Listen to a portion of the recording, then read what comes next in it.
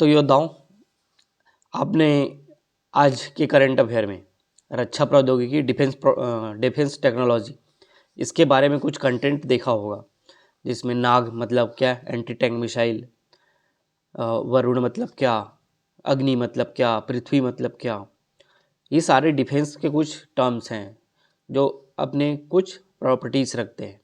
ये आपके prelims point of view से स्टैटिक पोर्शन का जो होता है रक्षा प्रौद्योगिकी टेक्नोलॉजी वाला पार्ट, उसमें बहुत इंपॉर्टेंट होता है। तो आज के करंट अफेयर में आपने कुछ देखा, उसको आप ज़रूर नोट डाउन करना, जो आपके प्रीलिम्स पॉइंट ऑफ व्यू से डिफेंस टेक्नोलॉजी में आपका कवर करने वाला पोर्शन होगा। इस तरीके से हम लोग देख रहे हैं कि डेली जब हम लोग करंट अफेयर पढ़ते हैं तो एक बहुत बड़ा सेक्शन हम लोग का स्टैटिक पोर्शन भी साथ में साथ होता जाता है।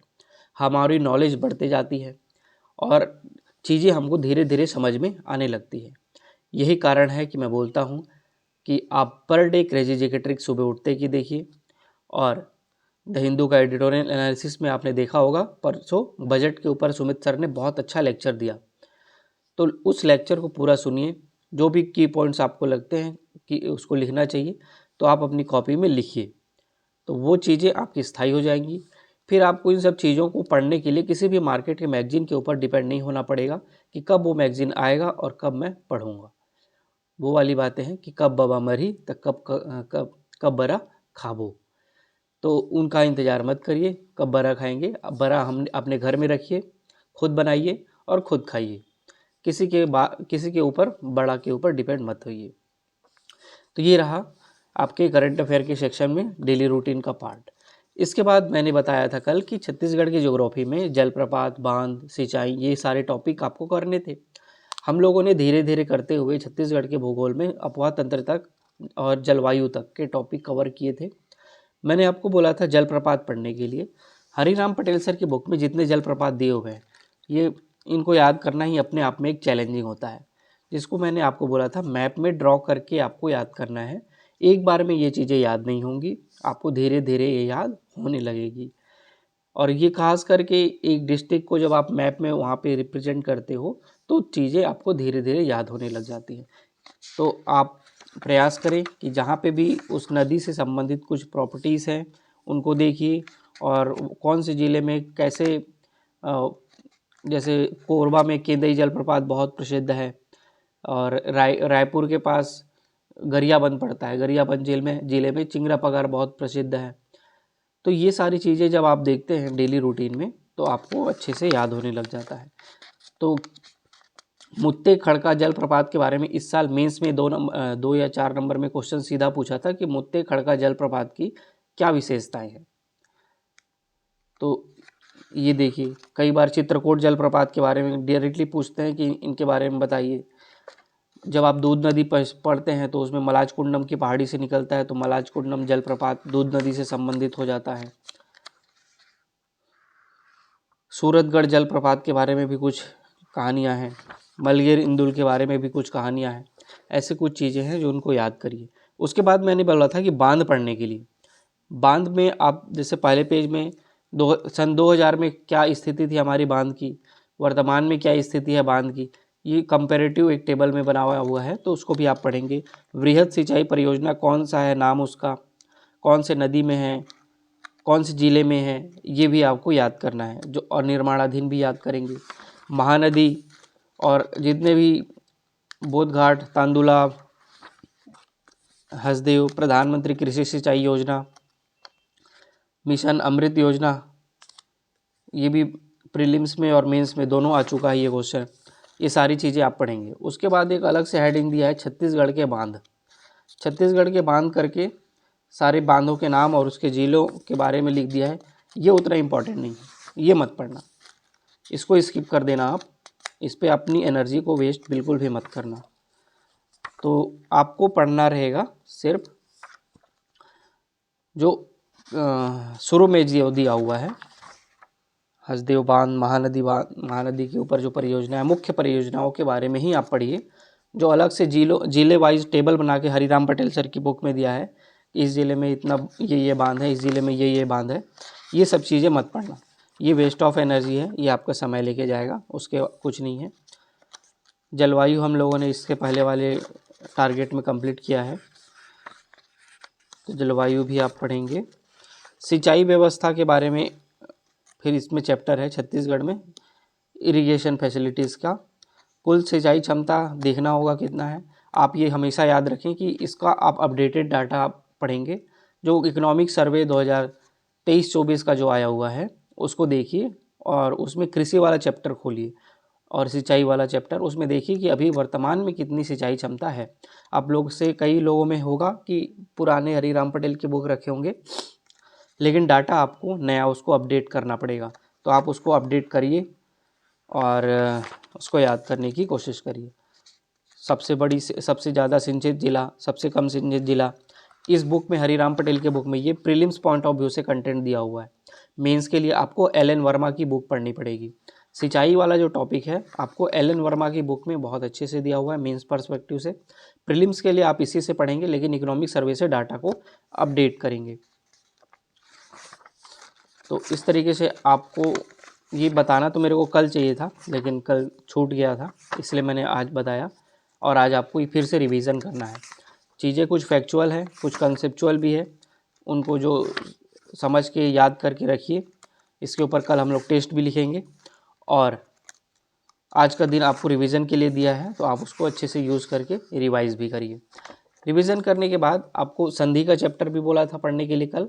उसके ऊपर मैंने एक जो पुराना वीडियो था मेरा, मैंने जो बनाया था कि ह्रस्व स्वर और दीर्घ स्वर के जुड़ाव से कैसे उस संधि को मैंने समझा था, उसकी एक कंसेप्ट को मैंने आपको उस वीडियो में समझाने की कोशिश की है।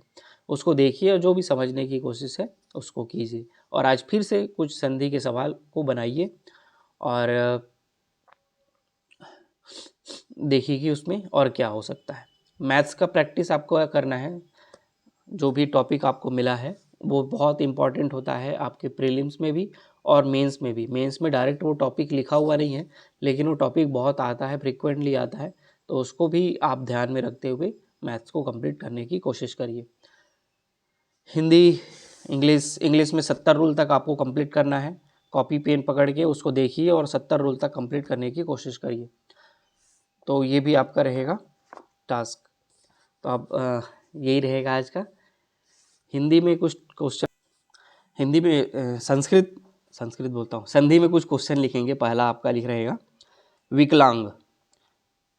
विकलांग का संधि विच्छेद करके उसके नाम भी, जितने शब्द बताऊंगा उसके संधि विच्छेद करना है और उसके नाम बताना है कि ये कौन से संधि है। पहला है विकलांग, दूसरा है गर्भाशय, कुशासन, सिंहासन, शाकाहारी, निशांत, महामात्य,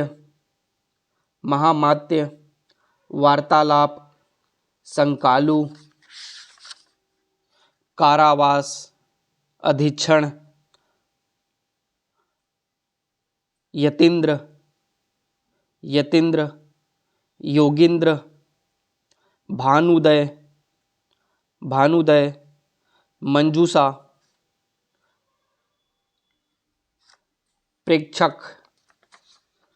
प्रेक्षक, अपेक्षा, अतिशयोक्ति, महेश्वर, सुभैसी, एक शब्द महाधन ऋण, इसका क्या होगा शब्द और ये कौन सा संधि है ये भी बताना। फिर है सर्वदा धन एव, एकदा धन एव, इसका संधि करके बताना। फिर अध्यक्ष, व्यसन, व्यवहार,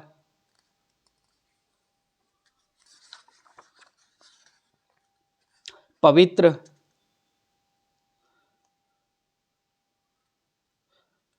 वधूधन अंग, इसका संधि बताना, वधूधन अंग।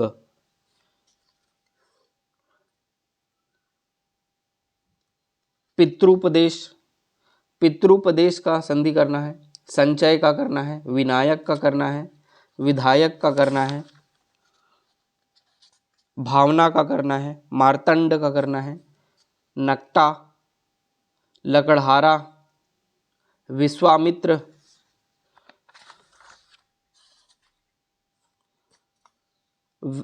वृहद्रथ, जगत विख्यात,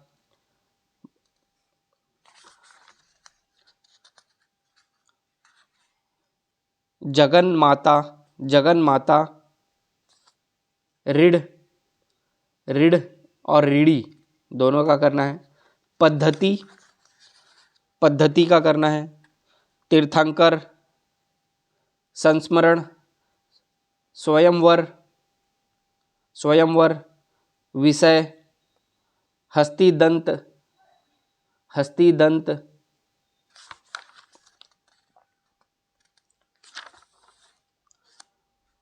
निरेकी भाव, निष्कारण, निष्पाप। तो ये आपके संधि के कुछ शब्द हैं, इसको आप लिखिए अपनी कॉपी में और देखिए कि आपके संधि कितना हो रहा है और कितना आपने पहचाना है। जो भी चीज़ें हैं रिवाइज करिए। कल हम लोग टेस्ट लिखते हैं किसका, फिजिक्स चैप्टर 1, आप उसको आज फिर से रिवाइज करिए, मैथ्स को प्रैक्टिस करिए। और फिजिक्स चैप्टर 1 का कल हम लोग टेस्ट लिखेंगे। और ज्योग्राफी, छत्तीसगढ़ के ज्योग्राफी में जो आप ये सब टॉपिक पढ़ रहे हैं, इसमें मीन्स पर्सपेक्टिव से कैसे क्वेश्चंस बन सकते हैं, क्योंकि ये प्रीलिम्स में तो लोग आसानी से पढ़ लेते हैं, लेकिन इसमें मीन्स कैसे क्वेश्चन बन सकता है ये भी देखना बहुत इंपॉर्टेंट है। ये हम लोग कल करेंगे। आज अच्छे से पढ़िए और कल टेस्ट लिखिए। कल फिर मिलेंगे एक नए टारगेट के साथ। आज के लिए थैंक यू।